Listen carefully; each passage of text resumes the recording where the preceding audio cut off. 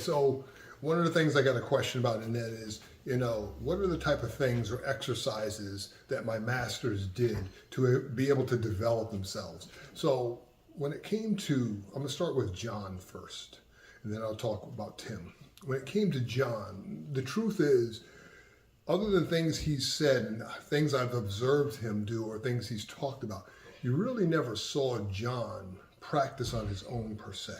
In other words, you know what I'm talking about, Anthony. You really never saw John. He may have talked about things he did, but unless you were modeling and watching how he moved in the body, you really didn't get an appreciation for what he was talking about because he didn't necessarily do it in front of you. So one of the things, like with John, for example, that's kind of the hallmark of some of his movement is his ability to be able to move and fight on one leg. And he talked a lot about developing one-legged balance and how when he was growing up, he did a lot of things where he would like walk logs and balance on logs and like hit trees and, do things like that in order to develop his balance.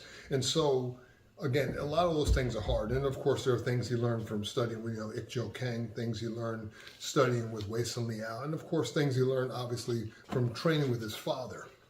So it's very difficult to kind of nail down how John actually became John. I even asked him about it. What was the one thing that you learned along the way that really, kind of, solidified why you do what you do? And he thought about it. He really couldn't answer the question because he's probably been moving the way he moves for so long since, basically he was a kid.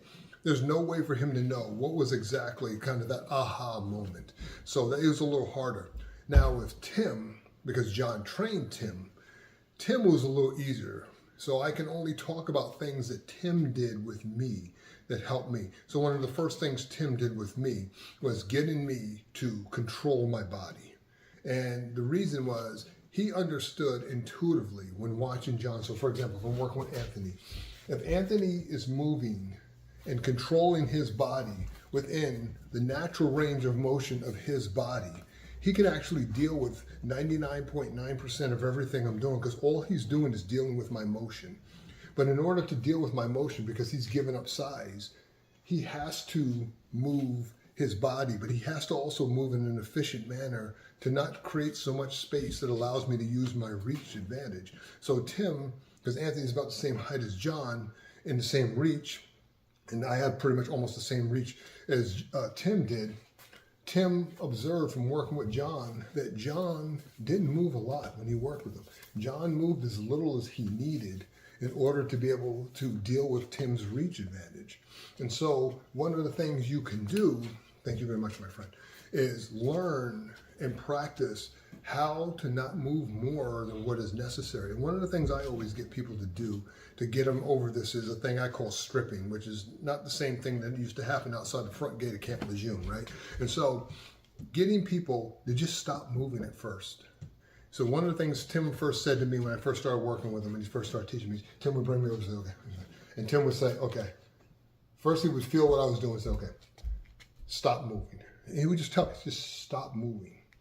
And then he would say, only move with me when I move, right? And then of course, most people, they're moving all over the place because you just don't know. And then what he would do is, he would do these slow things where he would move a little and he would stop. And if my hand kept moving, he said, why are you moving your hand? I didn't move. And what he was teaching me was how to be very deliberate in my movement. How to not move all over the place. How to stop moving for the sake of moving. Because one of the things that happens with all of us as human beings, we do a lot of things we're not aware of. Little tics, little movements, little bad habits we've developed over the years. And because we're not even aware we're doing this stuff, then when it comes to squaring off with someone, we're doing all this stuff because we want to look like Bruce Lee in the movies. And no, it's unnecessary. Unless you're doing this stuff as a form of deception, it's actually unnecessary. And the truth is, unless you can control your body, and be a little more deliberate in your movement, you really can't make deception work for you because there's a timing to how deception works.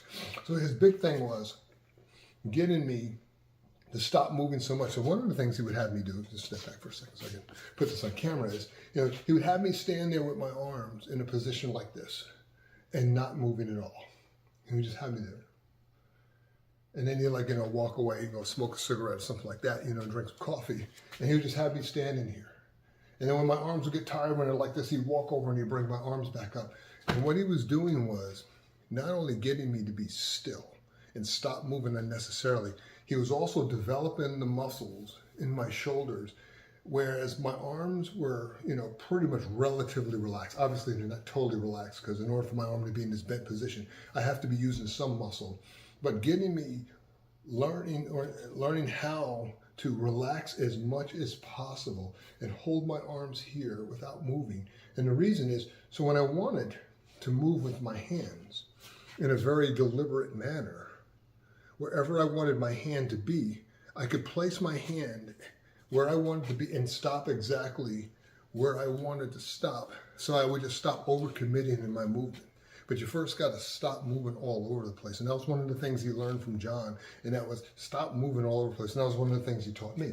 So as I'm moving with Anthony, because he's not moving more than what is necessary, now, should he just do something, right? Okay, so I move. Notice he stopped.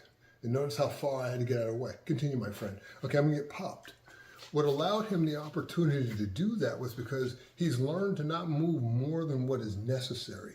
And so once he realized, because I kind of pushed him too on purpose so he could see it, that, he missed. Well, why reinforce failure by continuing to move in the wrong direction? So what did he do? He stopped, but he adjusted his body. He was already now in position to hit me.